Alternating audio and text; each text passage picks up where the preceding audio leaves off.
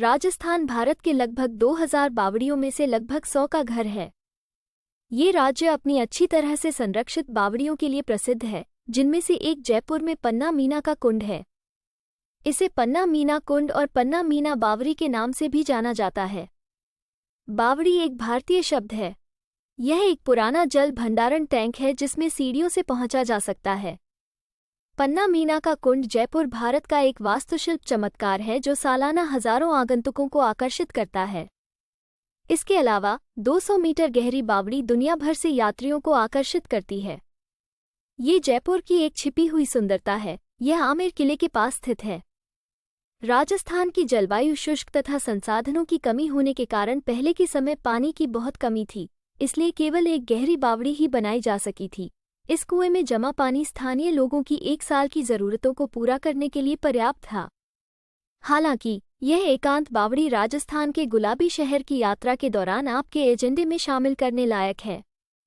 इसे लगभग 400 साल पहले बनाया गया था और इसकी आश्चर्यजनक वास्तुकला और भूल-भुलैया-एस्क सीढ़ी भ्रम से आपकी सांसें थम जाएंगी। पन्ना मीना का कुंड जयपुर एक चौकोर आकार की बावड़ी है जिसके चारों तरफ सीढ़ियां जुड़ी हुई हैं और उत्तरी दीवार पर एक कक्ष है। ऐसा माना जाता है कि इस कमरे का उपयोग शादियों से पहले या लोकप्रिय त्योहार की तारीखों के दौरान धार्मिक अनुष्ठानों के लिए किया जाता था। बावड़ी एक भारतीय शब्द है। यह एक पुराना जल भंडारण टैंक है जिसमें सीढ़ियों से पहुंचा जा सकता है। पन्ना मीना का कुंड जयपुर भारत का एक वास्तुशिल्प चमत्कार है जो सालाना हजारों आगंतुकों को आकर्षित करता है। इसके अलावा 200 मीटर गहरी बावड़ी दुनिया भर से यात्रियों को आकर्षित करती है। ये जयपुर की एक छिपी हुई सुंदरता है। यह आमेर किले के पास स्थित है। ये राजस्थान की सबसे बड़ी बावड़ियों में से एक नहीं है, लेकिन ये देखने लायक है। स्थानीय नगर निगम अधिकारियों ने पिछले 2 दशकों से इस बावड़ी को अच्छी तरह से बनाए रखा है, इसलिए कई पर्यटक यहाँ तस्वीरें खींचने के लिए आते हैं। पहले इस बावड़ी का उपयोग पानी जमा करने के लिए किया जाता था। इस बावड़ी का निर्माण 9वीं शताब्दी में राजा मिहिर भोज ने करवाया था और उन्हीं के नाम पर इसका नाम चांद बावड़ी रखा गया। इस बावड़ी को पन्ना मीना या पन्ना मिया कुंड के नाम से कैसे जाना जाने लगा, इसका कोई दस्तावेजी इतिहास नहीं है।